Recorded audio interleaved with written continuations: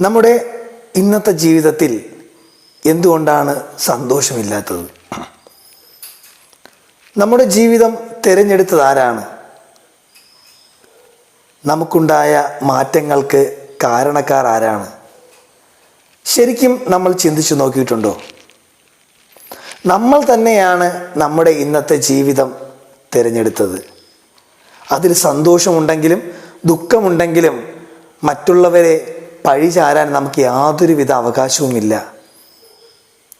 കാരണം ആര് പറഞ്ഞാലും കേൾക്കാതെ നമ്മുടെ സ്വന്തം ഇഷ്ടപ്രകാരം നമ്മൾ ജീവിച്ച് തീർക്കുമ്പോൾ, നമുക്കൊരു പരാജയം സംഭവിക്കുമ്പോൾ മാത്രം എങ്ങനെയാണ് മറ്റുള്ളവർ അതിനൊക്കെ ബാധ്യതയാകുന്നത്?